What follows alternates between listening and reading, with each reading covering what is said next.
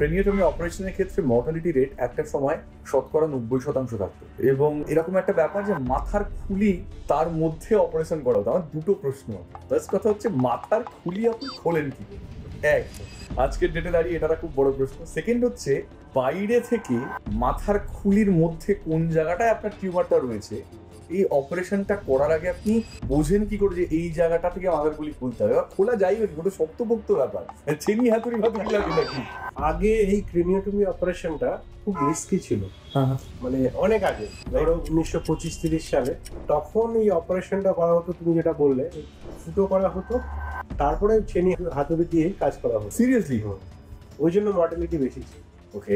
এবং তখন আমরা মানে এখন যেটা দেখি সিটি স্ক্যান, এমআরআই বা আরো যে জিনিসগুলো বেরিয়েছে, মাইক্রোস্কোপ, এন্ডোস্কোপ, ন্যাভিগেশন, সেগুলো তখন ছিল না। তার জন্য মর্টালিটিটা এত বেশি ছিল। নমস্কার, আমি সুমন, ডক্টর সব্যসাচী সাহা, নিউরোসার্জন। ওনার official Facebook page, Instagram handle এবং অবশ্যই ইউটিউব চ্যানেলে আপনাদের সবাইকে স্বাগত। আজকের আলোচনার বিষয়বস্তুটা একটু মজাদার এবং ইন্টারেস্টিংও বটে।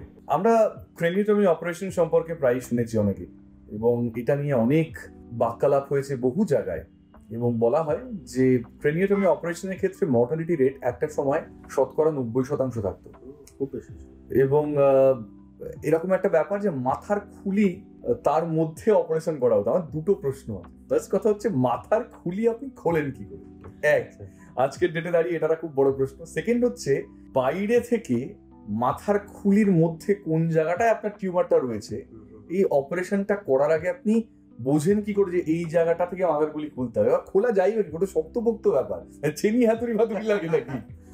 আচ্ছা, তো অনেকগুলো প্রশ্ন হয়ে গেল, এক এক করে নেই। তো যেটা বললে তুমি, আগে এই ক্রেনিওটমি অপারেশনটা খুব রিস্কি ছিল, মানে অনেক আগে, ধরো 1925-30 সালে তখন এই অপারেশনটা করা হতো। তুমি যেটা বললে, ফুটো করা হতো, তারপরে চেনি হাতুড়ি দিয়ে কাজ করা হতো। সিরিয়াসলি? ওই জন্য মর্টালিটি বেশি ছিল। ওকে। এবং তখন আমরা মানে এখন যেটা দেখি সিটি স্ক্যান, এমআরআই বা আরো যে জিনিসগুলো বেরিয়েছে, মাইক্রোস্কোপ, এন্ডোস্কোপ, ন্যাভিগেশন, সেগুলো তখন ছিল না। তার জন্য মর্টালিটিটা এত বেশি ছিল। এবার ইদানিং কালে যেটা হয়েছে, আমাদের কাছে অনেক নতুন গ্যাজেট এসে গেছে, মানে neurosurgery is full of gadgets now. তো গ্যাজেট বলতে প্রথমেই আসি যেটা, যে তুমি বললে যে কি করে আমরা খুলি মাথাটা। তো আমরা প্রথমে দেখে নিই এমআরআই এবং সিটি স্ক্যান যেটা আমাদের কাছে আছে, দেখে যে মাথায় রক্তক্ষরণ বা টিউমার বা অন্য কোনো কারণে যদি অপারেশন করি, ঠিক কোন জায়গাটায় করতে হবে। রাইট, ওটার জন্য নিউরোসার্জারি পড়তে হবে অবশ্যই, কেননা সেটা আমরা পড়ে বুঝেছি যে ঠিক এই জায়গাটায় খুললে আমরা ব্লাডটা বের করতে পারবো, অথবা আমরা টিউমারটা বার করতে পারবো। রাইট, যদি আমি দেখাই একটা, জাস্ট আমাদের একটা মডেল আছে। তো এই মডেলটা আমরা দেখে নেব যে, যদি ধরুন মাথার প্যারাইটাল, এই জায়গাটা হচ্ছে প্যারাইটাল রিজন, এখানে যদি কোনো রক্তক্ষরণ হয়, ঠিক এই জায়গাটায় প্রিসাইসলি আমরা অপারেশন করব।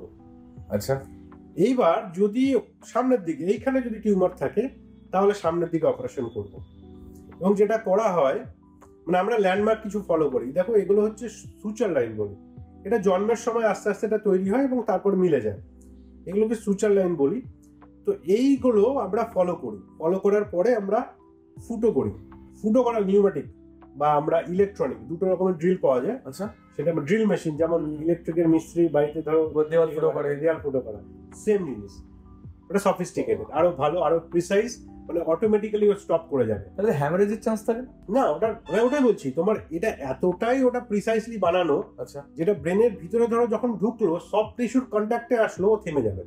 যেমন স দেখেছো না, যদি হাত চলে আসে কারো সয়ের মধ্যে, ও অটোমেটিক্যালি স্টপ করে যায়। অটো সেনসিটিভ তো। হ্যাঁ, একদম, এটা সেন্সর রয়েছে। তো সেইটা আমরা ফুটো করে নিই প্রিসাইজলি, যে কোন কোন জায়গায় আমাদের অপারেশন করতে হবে, এবং তারপরে একটা কাটার আছে, সেই কাটার দিয়ে আমরা অপারেশন করি, মানে খুলিটা বার করে দিই। ঠিক আছে?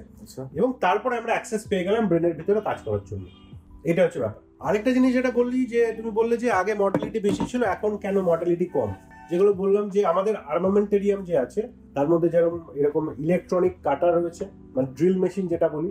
2 নম্বর হচ্ছে মাইক্রোস্কোপ, মানে নিউরোসার্জিক্যাল মাইক্রোস্কোপে, যেটা দিয়ে খুব প্রিসাইসলি আমরা একদম ব্রেনের পার্টিকুলার জায়গায় ওখানে গিয়ে অপারেশনটা করতে পারি। আর তারপর হচ্ছে এন্ডোস্কোপ, মানে খুব ব্রেনের গভীরে ঢুকে আমরা অপারেশন করতে পারি। বা রিসেন্ট আরো জিনিস বেরিয়েছে, যেমন নিউরো মনিটরিং বলো, ব্রেন ম্যাপিং বলো, সেগুলোর মাধ্যমে কিন্তু এই অপারেশনটা আস্তে আস্তে আস্তে আস্তে আরো ফাইনলি আমরা করতে পারি, খুব প্রিসাইসলি করতে পারি। এর জন্য এখন বর্তমানে মর্টালিটিটা এত কমে গেছে। একদম রিসেন্টলি দুটো কেস আমার মনে পড়ে, যেগুলো মানে আপনার সঙ্গে থাকার সুবাদে আমি জানি এরকম প্রচুর অপারেশন আপনি করে থাকেন, বাট দুটো স্ট্যান্ড আউট অপারেশন ছিল। একটা নিয়ে আমরা আগেও কথা বলেছি, সেটা হচ্ছে দীঘার বোল্ডারে ফেটে যাওয়ার ব্যাপারটা, স্কাল ফেটে গেছিল।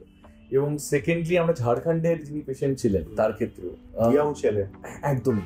এবং যখন তারা আপনার কাছে প্রথম এসেছিলেন, তার বাড়ির লোকজন যখন এসেছিলেন, তখন আপনার ফার্স্ট লুকে কতটা মনে হয়েছিল যে এটা রিকভার করা সম্ভব? হ্যাঁ, দুটো পেশেন্টের অবস্থা মানে মোটামুটি একরকম ছিল, মানে সেন্স ছিল না একদমই বলতে পারি।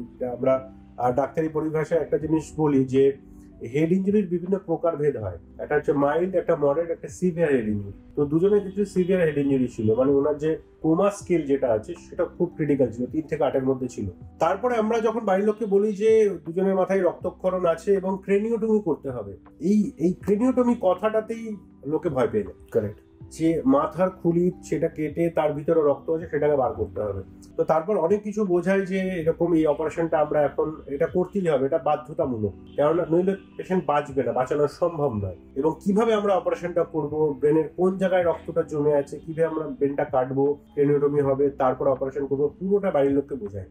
কারণ দেখো, সবার পক্ষে তো এই জিনিসটা আমরা যেমন প্রত্যেক দিন এই অপারেশনটা করছি, নিশ্চয়ই আমাদের পক্ষে যতটা জিনিসটা সহজবোধ্য সবার কাছে নয়।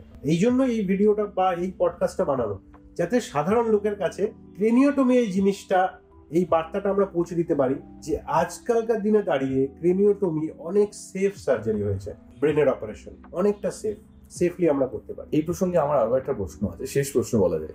সেটা হচ্ছে, আমি পড়ছিলাম যে এই মাথার স্কালের অপারেশনের ক্ষেত্রে এখন নাকি এরকমও করা হয় যে একটা মেটাল স্কাল ওখানে লাগিয়ে দেওয়া হয়, এবং তাতে নাকি রোদ্দুরে বেরোলে খুব নাকি চাপের ব্যাপার থাকে, যাদের মাথা গরম তারা নাকি বাড়িতে রোদ্দুর থেকে আসতেই নাকি চিল্লামিল্লি শুরু করে, এরকম ব্যাপার আছে।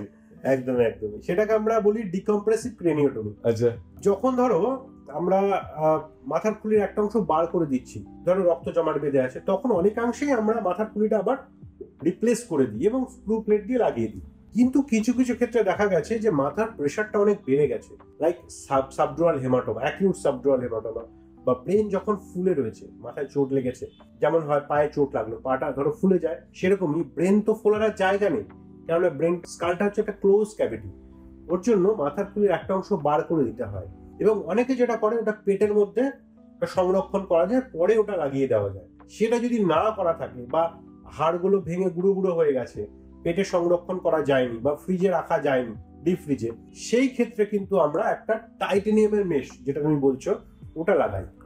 তো সেই ক্ষেত্রে যেটা রোদে বেরোলে টাইটেনিয়াম মানে ধাতু বা মেটাল, তো সেটা গরম হয়ে যায়, তখন আমরা ওনাকে অ্যাডভাইস করি আইদার আপনি টুপি পরে বেরোন অথবা ছাতা নিয়ে বেরোন। তারও কিছু অল্টারনেটিভ বেরিয়ে গেছে যেটা এখন বর্তমানে আমরা লাগিয়ে থাকি, তাতে এই কমপ্লিকেশনটা হয় না, মানে তাতে রোদে বেরোতে অসুবিধা হয় না। বা 3D প্রিন্টেড মেশ হয় আমাদের, সেটাও আমরা লাগাই এখন, একদম পেশেন্টের যা কন্ট্যুর, পেশেন্টের যে হেডের শেপ, সেই শেপের মতন।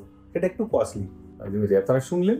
তবে এর থেকে বাঁচার উপায় রয়েছে, যেগুলো আমরা প্রিকশনারি মেজার আমরা অলওয়েজ বলি সবাইকে মেনটেন করতে। সেটা হচ্ছে, আপনারা যখন বাইক চালাবেন বা স্কুটি চালাবেন, অবশ্যই হেলমেট ব্যবহার করবেন, কারণ বাড়িতে আপনার কেউ অপেক্ষা করছে, আমরা যেটা বারবার বলি।